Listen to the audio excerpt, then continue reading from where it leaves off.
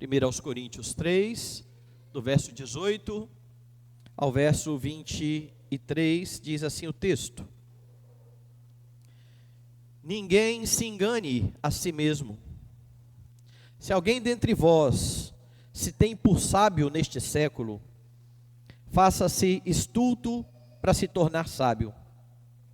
Porque a sabedoria deste mundo é loucura diante de Deus, porquanto está escrito: Ele apanha os sábios na própria astúcia deles. E outra vez, o Senhor conhece os pensamentos dos sábios, que são pensamentos vãos. Portanto, ninguém se glorie nos homens, porque tudo é vosso. Seja Paulo, seja Apolo, seja Cefas, seja o mundo, seja a vida, seja a morte, sejam as coisas presentes, sejam as futuras, tudo é vosso. E vós de Cristo, e Cristo de Deus. Oremos. Amado Senhor, nós exaltamos o Teu nome mais uma vez, nos dirigimos ao Senhor, por meio de Cristo, o Salvador, gratos porque o Senhor nos recebe nesta noite em Tua presença, aceita a nossa adoração, e se apraz, ó Deus, em falar ao nosso coração por meio da Escritura. Nós cremos, Senhor Deus, que a Escritura, a palavra do Senhor, é viva e eficaz. Ela é mais penetrante do que espada de dois gumes. Ela é apta para discernir pensamentos e propósitos do coração. E aqui está o teu povo, a tua igreja, na expectativa de ter o coração esquadrinhado pelo Senhor, para que por meio da palavra do Senhor, o Senhor nos anime, nos exorte, o Senhor venha nos dar direcionamento, que o Senhor venha, Pai Santo, santificar as nossas vidas, a fim de vivermos neste mundo em trevas, como verdadeiros filhos do Senhor. Nós te damos graças por tudo, Senhor, em nome de Jesus, amém. Meus irmãos, há muitas pessoas que, por não ter ciência do que são, da sua condição, vivem iludidas na sua vida. Infelizmente, no meio destas, há muitos cristãos que não têm ideia daquilo que eles já têm em Cristo Jesus, de toda a riqueza que eles têm no seu Salvador. Nós estamos aqui acompanhando a Epístola aos Coríntios, e você tem percebido uma igreja dividida em partidos, em grupos. Aqueles que eram de Apolo, ou que diziam ser de Apolo, os que diziam ser de Pedro, de Paulo, e até mesmo aquele grupo que dizia que era do Senhor Jesus Cristo. Uma igreja cheia de dons, mas cheia de orgulho no seu coração, e isso levava irmãos a irem às barras do tribunal contra os seus companheiros de corpo, contra pessoas por quem Cristo também já havia morrido, pessoas que estavam vivendo de forma depravada, tudo isso dentro da igreja, porque os crentes não estavam entendendo bem quem eles eram diante do Senhor Deus. Paulo mostrou nos versículos anteriores ao que eu li nesta noite, que não existe outro fundamento para a igreja, a não ser a bendita pessoa do Senhor Jesus Cristo. É sobre Cristo que a igreja então está edificada, é fundamentada. Entretanto, Paulo também mostrou a realidade que é viver debaixo do sol. Por mais que o fundamento da igreja seja o Senhor Jesus Cristo, há edificadores negligentes, ou seja, há líderes que são colocados sobre a igreja, que deveriam estar edificando sobre o fundamento que é Cristo, com ouro, prata e pedra preciosa, mas em vez disso estão edificando, como diz Paulo, com feno, com palha, com madeira, e todas essas obras no último dia serão queimadas, a despeito dos crentes serem salvos, porque a salvação não depende destas obras, depende exatamente do fundamento que é o Senhor Jesus Cristo. Entretanto, Paulo está mostrando à igreja que eles precisam estar bem conscientes disso. Você precisa saber a que tipo de ensino você está se submetendo. Se é um ensino fiel, edificado sobre a rocha que é Cristo, ou se há distorções no ensino. Paulo estava exortando tanto os que ensinavam, quanto os que estavam recebendo o ensino, acerca desta realidade, e o fim disso. Todo ensino leva a práticas, e todas estas práticas serão julgadas perante o tribunal de Cristo. Paulo vai dizer, todos comparecerão perante o tribunal de Deus, tendo as suas obras julgadas por ele. E agora nos versos finais deste capítulo 3, você tem mais uma exortação do apóstolo Paulo aos crentes que estavam divididos em partidos. E é preciso que você lembre algumas coisas aqui que Paulo já mencionou aqui na epístola. Você precisa lembrar, por exemplo, que lá no capítulo 2, no verso 16, Paulo fez uma afirmação. Ele disse assim: quem conheceu a mente do Senhor, que a possa instruir? E a afirmação então vem em seguida: nós, porém, temos a mente de Cristo. Isso ele disse no capítulo 2, mas logo na saudação inicial, logo depois que ele deu graças a Deus pela igreja de Corinto, Paulo lembrou aqueles irmãos que em tudo eles foram enriquecidos em Jesus. Preste atenção nessa expressão. Em tudo vocês já foram enriquecidos no Senhor Jesus Cristo, em toda palavra e em todo conhecimento, que Paulo já chamou de sabedoria de Deus, a pessoa bendita de Cristo, o verbo de Deus encarnado. É importante que você lembre disso, para aquilo que você verá nessa noite, porque o texto que eu li, mostra o que é que decorre da realidade de que você está em Cristo, e que você é rico. Nunca se esqueça disso. Deus já fez você rico. Deus já fez você rico. Como é que você então precisa se portar? Deus já fez você rico. Você não precisa buscar as migalhas desse mundo.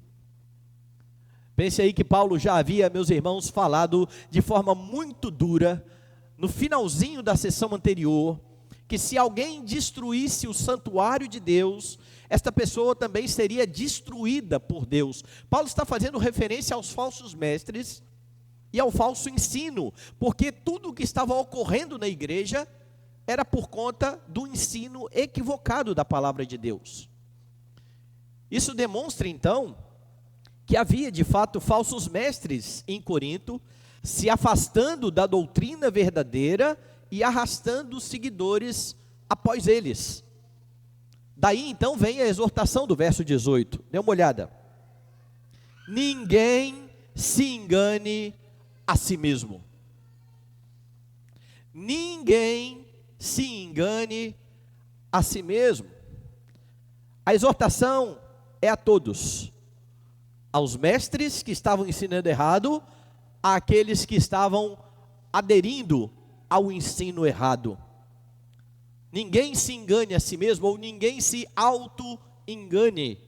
E o auto-engano é algo muito comum em pessoas orgulhosas, como era o estado de muitos crentes coríntios.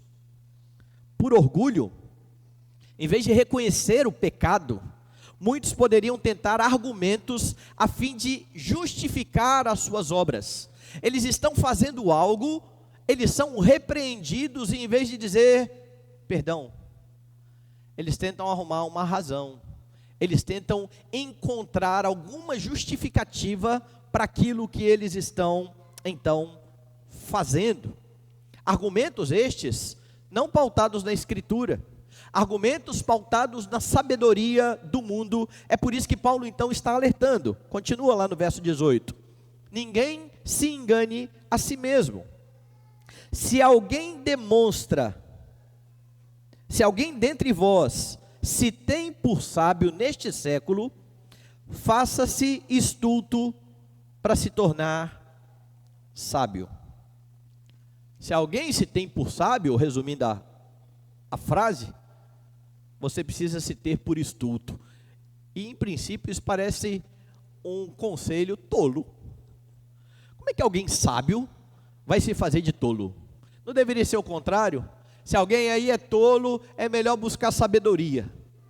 Por que Paulo então está falando o contrário? Se alguém se tem por sábio, é melhor fazer-se de estulto ou de tolo.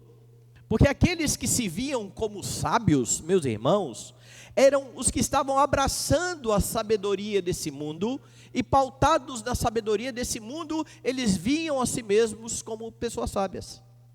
Esse tipo de sabedoria, Paulo já tinha dito, deixe de lado. Esta sabedoria do mundo é loucura diante de Deus. Essa sabedoria mundana precisava ser abandonada e outra sabedoria precisava ser abraçada. A sabedoria que deveria ser abraçada é a sabedoria de Deus. Entretanto, quando crentes assumem a sabedoria de Deus e são observados pelo mundo, o que o mundo pensa dos crentes? São tolos, porque a palavra de Deus é loucura para os que se perdem. Para nós, poder de Deus, sabedoria de Deus. Nós sabemos da realidade de que estamos em Cristo, e que Cristo é a verdade, e que Cristo é a sabedoria. O mundo não sabe disso, e então quando ele olha para os crentes, julga os crentes como tolos. É por isso que Paulo então está dizendo: se você acha que você é sábio por conta de uma pretensa sabedoria humana, é melhor você se fazer de tolo. É melhor você abraçar aquela sabedoria que o mundo verá como tolice. E então, na parte A do verso 19, ele vai fornecer a base para a sua exortação. Ele diz assim: porque a sabedoria deste mundo é loucura diante de Deus. Ou em outras palavras, diante de Deus, a sabedoria deste mundo é vã, não é nada. Usando as palavras de Salomão no Eclesiastes, vaidade e correr atrás do vento. Os coríntios precisavam entender então que eles já haviam sido enriquecidos pela sabedoria de Deus em Jesus Cristo, e que buscar a sabedoria então do mundo era uma loucura, era uma tolice. Como é que alguém que já tem muito dinheiro vai ficar revirando lata de lixo tentando achar alguma coisa que presta para ele? A ideia é mais ou menos essa. Então é preciso que você tenha em mente o quanto Deus já fez você rico no Senhor Jesus Cristo. Ele já deu a você tudo o que é necessário para a sua vida e para a sua piedade. Tudo o que é suficiente para o seu crescimento na fé. Mas infelizmente, meus irmãos, não são poucos os crentes que, quando chamados à atenção pelos seus pecados, em vez de se arrepender, entendendo que tudo o que eles necessitam já está em Cristo, eles tentam fincar posição onde eles estão e começam a tentar arrumar argumentos mundanos para permanecer nos seus pecados. E é isso que eu estou chamando de procurar as migalhas deste mundo. Há, por exemplo, aqueles que são ofendidos e que tentam arrumar uma desculpa para revidar a ofensa. Eles sabem que a sabedoria de Deus, que aos olhos do mundo parece loucura, que é, se alguém ferir uma face, dê a outra, isso não tem cabimento. Se alguém fizer você andar uma milha, ande duas. Se alguém retirar de você a túnica, deixe também a capa. Para o mundo isso não faz o menor sentido, mas os crentes sabem disso. Entretanto, o orgulho no coração, muitas vezes vai levar os crentes a buscar argumentos para deixar de lado isso que eles têm na palavra de Deus e dar a paga àqueles que estão fazendo mal a eles. Eles vão encontrar esse tipo de argumento nesse mundo, que vai dizer: olha, você precisa se valorizar, você precisa dar valor a você mesmo, você precisa se amar. Ou como eu já ouvi alguém dizendo, você precisa se impor, porque se você não se impuser, ninguém vai respeitar você. Entretanto, não são argumentos bíblicos, não é a sabedoria bíblica. A sabedoria bíblica fala o contrário: considere o outro superior a você, sirva o outro, ainda que seja o seu inimigo. Essa é a sabedoria que vem da parte de Deus. Mas os crentes, seduzidos pelos argumentos desse mundo, muitas vezes começam a tentar se impor, e então eles começam a usar os mesmos métodos mundanos de coerção, de ameaça, de troca. Isso não honra a Deus, porque isso não tem nada a ver com o ensino da palavra de Deus. O caminho bíblico para vencer o mal é com o bem. Entretanto, prepare-se para ser chamado de tolo. Tolo. Não se ofenda com isso. Como eu disse na semana passada, os crentes estão muito ofendidos. Ser chamado de tolo não é nada perto do que Jesus disse que aconteceria. Chamaram ele de Beelzebu. Imagine do que vão chamar vocês, ele diz. Não se ofenda com aquilo que o mundo pensa acerca de você, porque aquilo que o mundo está considerando tolice, que é você fazer o bem a alguém que está te maltratando, que é você não dar a paga a alguém que prejudicou você, diante de Deus é a verdadeira virtude, e é o fruto que demonstra que você está no Senhor Jesus Cristo.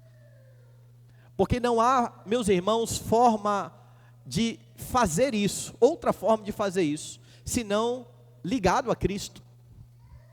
Quem não está unido a Cristo, não tem condições de agir dessa maneira, não pelo menos pela razão correta.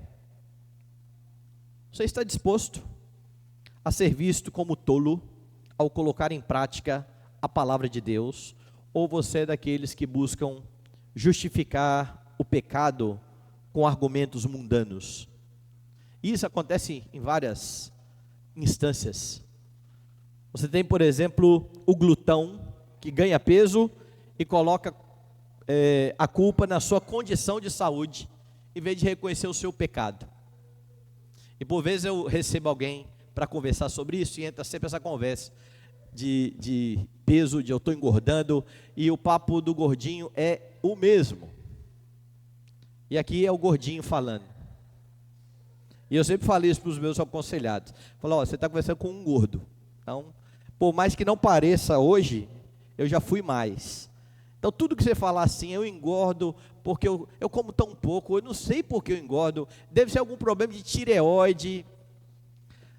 O meu endocrinologista uma vez falou assim: pastor, de vez em quando você está alguém aqui com esse papo de tireoide para o meu lado. E aí ele foi testar. E ficou sem comer as coisas que o pessoal fala que come, ou comer pouquinho, e emagreceu.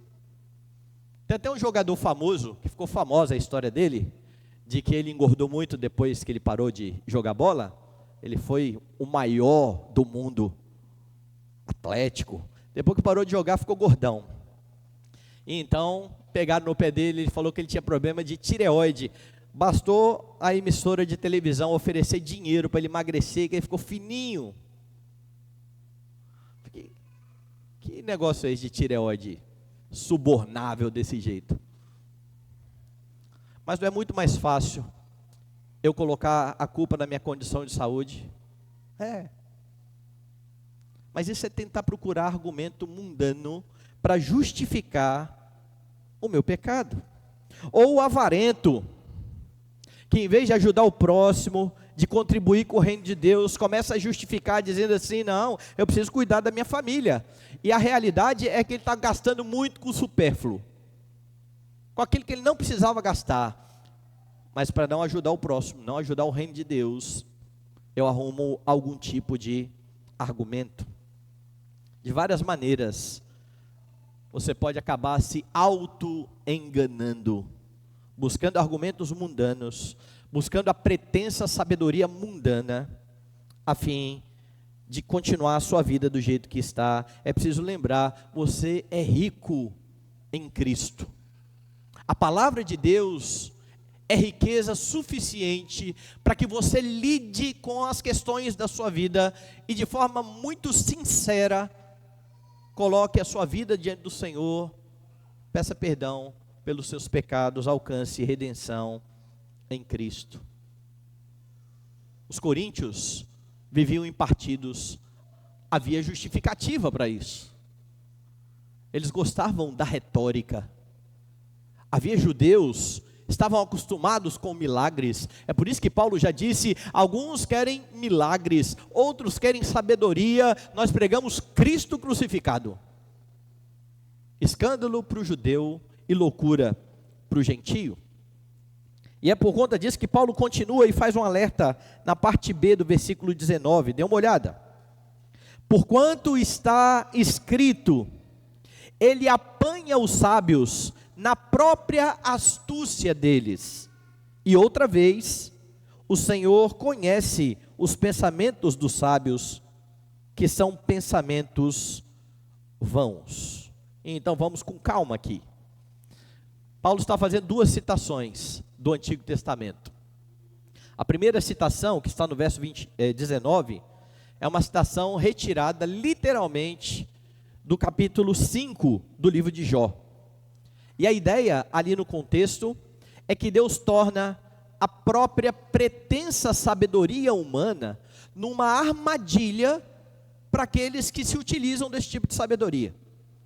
Quando Paulo está dizendo, Deus pega os sábios, apanha os sábios na própria sabedoria deles, é dizer que estes argumentos que não procedem da palavra de Deus e que são engano, auto-engano, no fim das contas são a própria cova, a própria armadilha daqueles que estão confiando nestes argumentos. Mas ele faz uma segunda citação, e a segunda citação é do Salmo 94, e eu peço para você abrir a sua Bíblia no Salmo 94. Dê uma olhada no versículo de número 11. O Senhor conhece os pensamentos do homem, que são pensamentos vãos. E se você está atento à leitura lá de Coríntios, você vai perceber que Paulo não está citando literalmente, certo? Aqui no Salmo, o Senhor conhece os pensamentos dos homens. Lá em Coríntios, Paulo cita dizendo, o Senhor conhece os pensamentos dos sábios, que são pensamentos vãos. O que está acontecendo aqui? Lembre-se que Paulo é um apóstolo inspirado pelo Espírito Santo. Paulo está interpretando as Escrituras e aplicando as Escrituras àquilo que estava acontecendo na igreja de Corinto. O que Paulo está fazendo, na verdade, é demonstrar qual é a classe de homens que está sendo citada lá no Salmo 94, verso 11. E isso fica fácil de perceber quando você vai para o início do Salmo. Dê uma olhada lá. O Salmo começa assim: ó Senhor, Deus das vinganças, ó Deus das vinganças, resplandece, exalta-te, ó juiz da terra, dá o pago aos soberbos, dá o pago aos orgulhosos. É esse o pedido do salmista. Então estes homens que são citados no verso 11, são estes homens, alvo da oração do salmista, que ele está dizendo, Senhor, são homens soberbos, retribua a eles as suas obras. Lembre que lá na Epístola aos Coríntios, Paulo já disse que isso vai acontecer, todos irão comparecer perante o tribunal de Deus, todos terão as suas obras julgadas diante de Deus. E porque a sabedoria dos homens é pura soberba e vaidade, e não sabedoria verdadeira, é que os coríntios não deveriam então se gloriar em pertencer a algum tipo de partido identificado por homens. Paulo, Apolo, Cefas eram crentes piedosos, eram servos de Deus, eram homens que estavam trabalhando para a edificação da igreja, e os coríntios então faziam de tal forma que pareciam que eles falavam coisas contrárias. Porque quando diz, olha, eu sou do lado de Paulo, e o outro diz, eu sou do lado de Apolo, parece que há conflito entre Paulo e Apolo, e não há o menor conflito. Ambos estão expondo a palavra de Deus, mas há conflito nos partidos, nos homens que estão de olho na pretensa sabedoria deste mundo. E é por isso que Paulo então está lembrando aos coríntios: o Senhor conhece o pensamento dos sábios, eles são pensamentos vãos, é tudo vaidade. É por isso então que Paulo vai demonstrar algo no verso 21, dê uma olhada. Portanto, ninguém se glorie nos homens. Os pensamentos dos homens são vaidade. Não se glorie nos homens. Não fique aí se vangloriando, dizendo, eu sou do partido de Paulo, eu sou do partido de Apolo, ou qualquer outro partido que fosse, porque é pura tolice buscar sabedoria dos homens, enquanto você tem toda a riqueza que há no Senhor Jesus Cristo, e que nós já lemos aqui durante a liturgia. Em Cristo estão ocultos todos os tesouros da sabedoria e do conhecimento. Mas não é incomum acontecer o que Paulo está dizendo aqui. Crentes que têm a bendita palavra de Deus, a sabedoria do Senhor revelada século após século, por homens inspirados da parte de Deus, como diz Pedro, homens santos, que falaram da parte de Deus, movidos pelo Espírito Santo. Crentes que têm toda esta riqueza e que buscam conselhos pautados em pensamentos de homens ímpios, a fim de lidar com a sua alma. Crentes que estão em crise, que estão machucados, que estão ansiosos, que estão angustiados, que têm um tesouro nas mãos,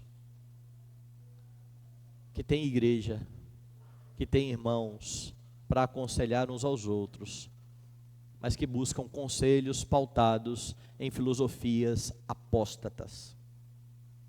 Isso é uma tolice. Isso se assemelha àquilo que Deus já condenou no Antigo Testamento, quando ele diz que Israel cometeu 2 males. O primeiro, a mim me deixou o manancial de águas vivas, mas não só isso, cavaram para si cisternas rotas, cisternas rachadas, que não conseguem reter as águas. Você coloca a água e a água começa a vazar, e eles tentam ajuntar a sua aguinha aqui, um manancial. São os crentes que tentam lidar com a sua alma, pautados na sabedoria do homem. Paulo está dizendo, isso é tolice. E sabe o que é pior? É que muitos fazem isso declarando uma verdade que é cara para os reformados, que é de toda verdade é verdade de Deus. Vez por outra alguém vem com esse papo para o meu lado, toda verdade não é verdade de Deus, pastor? Por que eu não posso me apropriar dessas verdades que até homens ímpios estão falando sobre a alma e sobre como funciona o homem? E a minha pergunta é muito simples: como é que você sabe que o que eles estão falando é verdade? Bom, se eles estão falando e a Bíblia diz aquilo, é verdade mesmo, mas não é dos homens, é da Bíblia. Talvez eles tenham tido um insight antes de você. Louve a Deus por isso e recorra à Escritura. Não, mas eles estão falando de coisas que a Bíblia não tratou. Então como é que você sabe que é verdade? Qual é a fonte para aferir que algo que a Bíblia não revelou sobre a natureza humana é verdadeiro? Sabe qual é a fonte? Eu. É o que eu gosto, é o que eu não gosto. E é por isso que você vê uma briga danada em todas as linhas que tentam explicar, linhas filosóficas e de pensamento que tentam explicar o que é o homem e o que está de errado com o homem. Levanta alguém aqui e vai dizer, não, o problema do homem é esse. O outro, não, o problema do homem é esse aqui. E o outro vai dizer, não, o problema do homem é aquele outro lá, e eles não chegam num consenso acerca da verdade, porque eles não têm a verdade. Você tem. O que acontece com a sabedoria humana, que às vezes, ocasionalmente, bate com a palavra de Deus, é aquilo que alguém já explicou. É como se fossem cegos apalpando um elefante e tentando depois descrever o elefante. Eles não viram, o cego só apalpa e descreve. E o primeiro vai falar, não, o elefante é como um poste. O que pegou na perna do elefante. O outro pegou na tromba e foi descrever e disse, não, o elefante é parecido com uma mangueira daquelas de incêndio de bombeiro. Daí o outro pegou no rabinho do elefante. Não, parece aqueles fios fininhos. O que é um elefante? Eles estão certos acerca do elefante? Não estão. Eles estão traçando verdades acerca do elefante? Estão. Mas eles não têm uma compreensão correta e total, eles são cegos. Você vê. Você tem a luz de Cristo.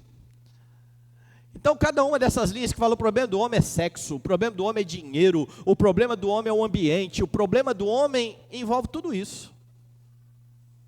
Mas há algo que está por trás de tudo isso, que eles não sabem porque eles não creem, eles desconsideram algo chamado pecado, queda, que bagunçou a vida humana. A Escritura dá respostas a isso, as terapias não. Crentes cheios de problemas na sua alma, que tem aquele que é chamado de o maravilhoso conselheiro, e que vão buscar no lixo. Você é rico, não viva como um mendigo. Meus irmãos, quando uma pessoa, eu gosto muito de dar um exemplo, eu falei isso para um amigo meu uma vez, falou, Milton, você acha que não vale a pena a gente conhecer essas coisas? Eu falei assim, imagina se você tem um prato, uma refeição nutritiva, tem ali tudo que você precisa, e você está ali comendo, e de repente você encontra um fio de cabelo no prato. Talvez você fique enojado, se você estiver no restaurante, você vai chamar o gerente, fala assim, troca o meu prato.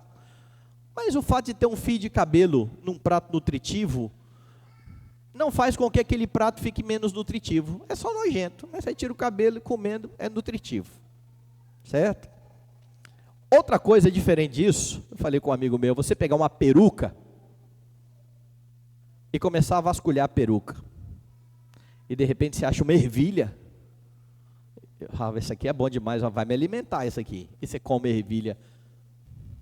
Pois a palavra de Deus não é nem um prato nutritivo com cabelo, e nem uma peruca com poucos nutrientes. A palavra de Deus é uma refeição perfeita e completa, pura.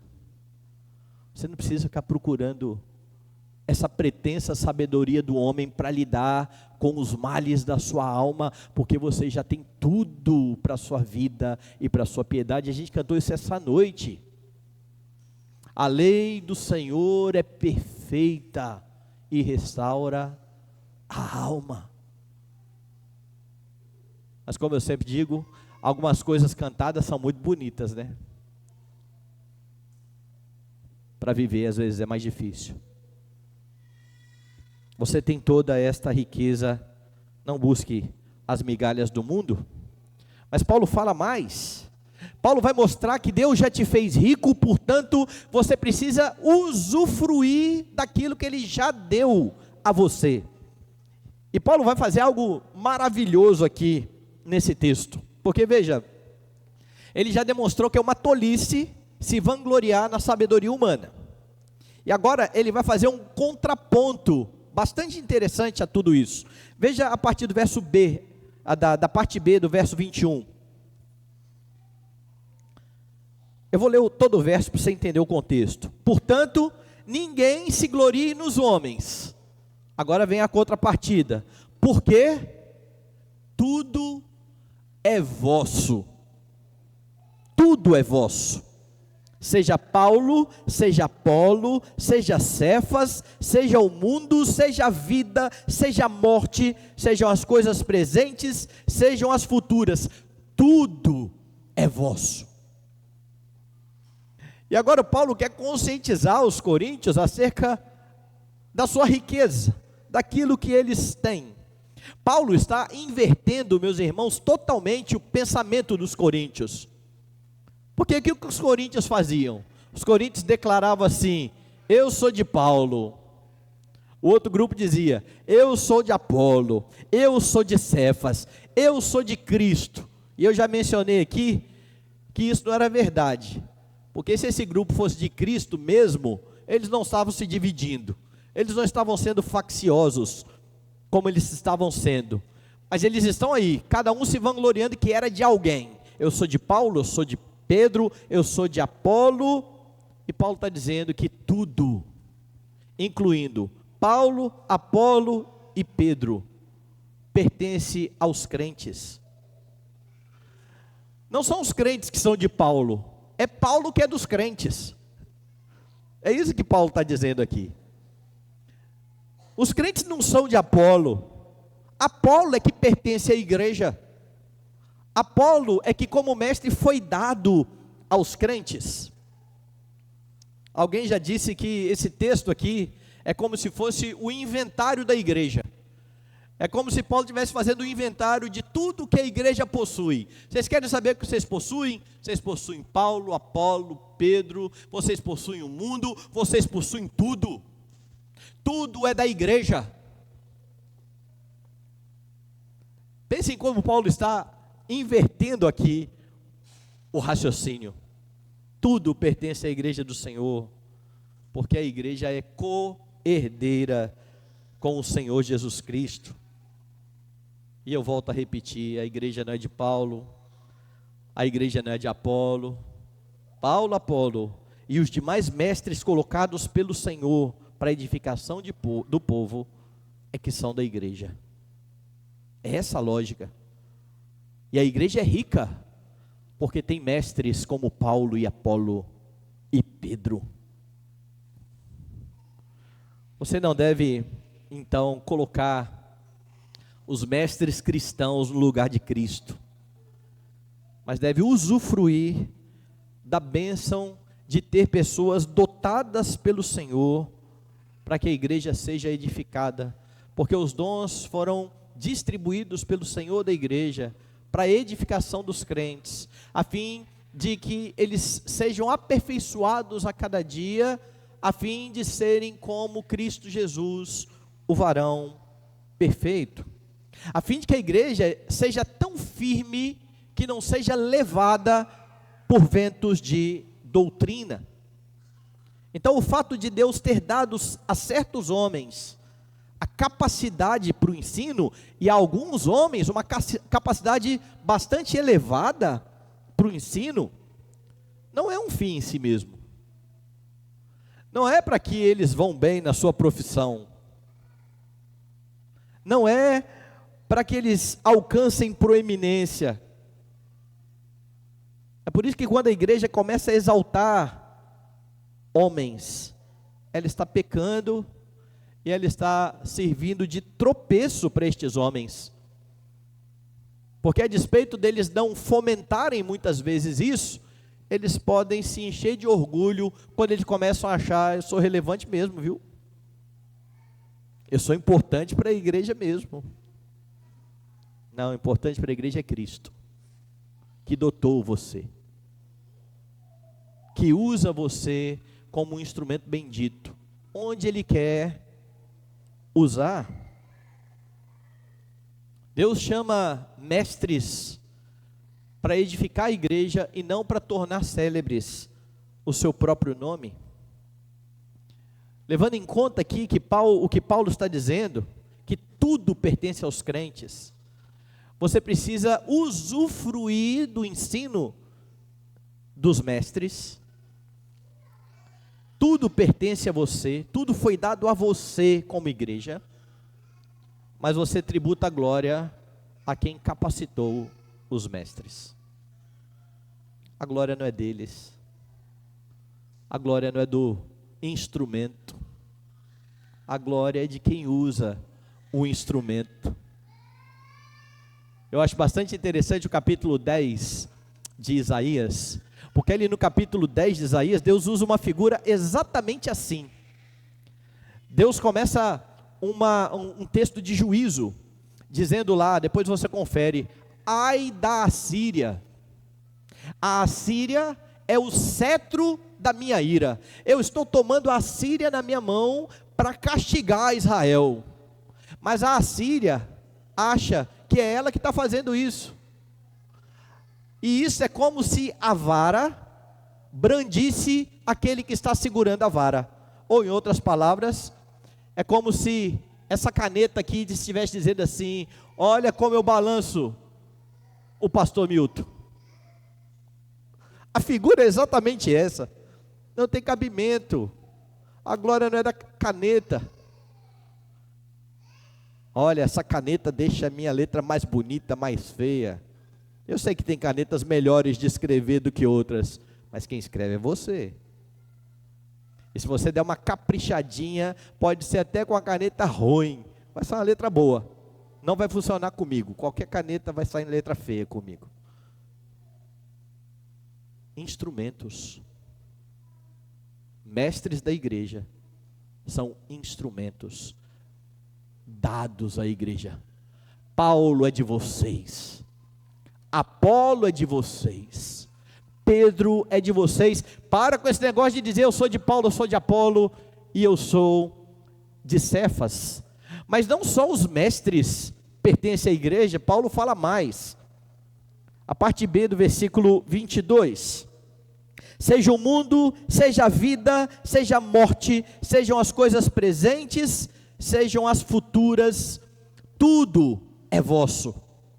E eu quero que você compare o que Paulo está dizendo aqui com outra carta de Paulo. Abra aí a sua Bíblia, na carta de Paulo aos Romanos, capítulo 8.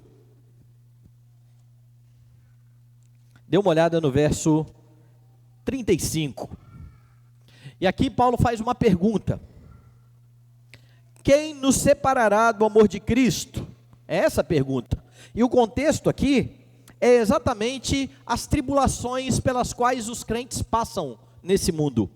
Paulo já disse que o Espírito do Senhor intercede pelos crentes, ora pelos crentes, e que Deus, que deu o seu Filho bendito, iria dar aos crentes todas as coisas. E então vem a pergunta: quem nos separará do amor de Cristo? Será tribulação, angústia, perseguição, fome, nudez, perigo ou espada? Vai no verso 38. Porque eu estou bem certo de que nem a morte, nem a vida, nem os anjos, nem os principados, nem as coisas do presente, nem as do porvir, nada pode nos separar do amor de Deus que está em Cristo Jesus. Ele está dizendo: olha, nem mesmo esse mundo maligno contra Deus, tampouco as circunstâncias adversas, fruto da queda, nem mesmo a morte, castigo por conta do pecado de Adão, pode trazer tristeza ao crente e separar o crente do Senhor Jesus Cristo. Ele está usando as mesmas figuras aos coríntios, mas aos coríntios ele está falando numa outra perspectiva. Ele está falando que esse mundo será restaurado. O mundo que jaz no maligno e que não pode separar você de Cristo, é seu. ele ainda não está aperfeiçoado, ele ainda não está purificado, isso acontecerá, mas ele é seu. A igreja é herdeira de novos céus e nova terra, e o Senhor purificará todas as coisas. Para quem? Para a igreja. Essa é a ideia de Paulo, então, ali aos Coríntios. Essa realidade vai ser desfrutada na vinda do Senhor Jesus Cristo, que irá julgar o mundo. A morte não pode te separar do amor de Deus, e ele está dizendo aqui agora que a morte, que para o ímpio é apenas juízo, para o crente, a morte é aquilo que conduz você ao céu. Ou nas palavras de John Piper, a morte é como o seu carro, leva você aonde você quer ir, se você quer ir para o céu. A morte é sua, a vida é sua. Ele vai mostrar que há ressurreição, todas as coisas, presentes, futuras, tudo isso é da igreja, porque tudo isso contribui para o bem daqueles que amam a Deus, para aqueles que pertencem ao Senhor Jesus Cristo. Paulo então pega um povo que está dizendo, eu sou de Paulo, eu sou de Apolo, é como se ele estivesse dizendo assim, desde ser pobre, Paulo que é seu, aí o mundo que é seu, a vida, a morte, as coisas do presente, tudo é seu. Não fique se rebaixando aí, dizendo que você é de Paulo, que você é de Apolo, ou que você é de Cefas, mas Paulo está fazendo isso por uma razão muito específica. Veja o verso 23, tudo é de vocês, e vocês de Cristo, e Cristo de Deus. Os crentes estão unidos a Cristo, pertencem a Cristo, e como diz um comentarista bíblico, todas as coisas servem ao homem que serve a Cristo. Paulo não está querendo inflar o orgulho dos coríntios quando ele diz, tudo é de vocês. Ele está dizendo, prestem bem atenção a quem vocês pertencem. Tudo é de vocês, porque vocês pertencem a Cristo, o dono de todas as coisas, o herdeiro de todas as coisas. É por isso que em Jesus Cristo você pode usufruir de tudo que foi dado a você. É por isso que não fazem sentidos, meus irmãos, as regras de usos e costumes muitas vezes. Não toque isso, não prove aquilo. Deus deu à igreja. E aquilo que não é pecaminoso é para que os crentes venham a usufruir. Isso significa que você então não está esperando pela vida eterna. Você já tem a vida eterna, que Jesus chama de vida em abundância, e precisa ser usufruída para a glória dele. Você, como parte da igreja, não pertence então a líder nenhum, porque todo mundo pertence a Cristo. E isso é interessante, sabe por quê? Porque nas nossas conversas nós nos expressamos assim. Os crentes falam assim, eu sou da igreja do pastor fulano, eu sou da igreja do pastor cicrano. E os pastores, quando conversam entre si, às vezes falam assim, não, porque na minha igreja não tem igreja de pastor fulano, não tem igreja de pastor cicrano. E aí eu tento me corrigir muitas vezes e lembrar todas as vezes que a igreja não é minha. Eu tenho o privilégio de servir a igreja de Cristo. É esse o privilégio. Que igreja é minha? Se a igreja for minha, ela está perdida. A igreja tem um dono, tem um Senhor. É mais do que um vício de linguagem. Por vezes isso é real. Quando os pastores fazem o oposto daquilo que Pedro ordena que eles devem fazer.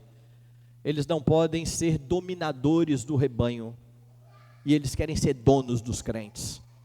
E eles querem controlar tudo da vida dos crentes, que a Bíblia não manda. Uma coisa é quando o sermão bate naquilo que a Bíblia está dizendo. Outra coisa é quando alguém quer controlar quantas horas por dia você tem que dormir, quantos filhos você vai ter, Não. Os crentes pertencem a Cristo, eles têm um Senhor, eles têm alguém a quem prestar conta. Paulo está lembrando que a igreja não pertence a homens. A igreja é de Cristo e Cristo de Deus. E esta é a razão da igreja já possuir toda a riqueza. A igreja pertence a um Deus rico, que cerca os seus filhos de tudo aquilo que é suficiente para a vida e para a piedade, pelo conhecimento de Cristo, que é a sabedoria de Deus. Deus não deixou a igreja em falta de nada. Nós é que deixamos de usufruir disso. Ele nos deu a Escritura, Ele nos deu irmãos amados, Ele nos deu o culto, Ele nos deu os sacramentos, Ele nos deu oração, Ele nos deu todos os meios de graça. Nós não usufruímos dessas coisas, entramos em crise, buscamos resolver as nossas crises de outras formas, ricos, vivendo como mendigos.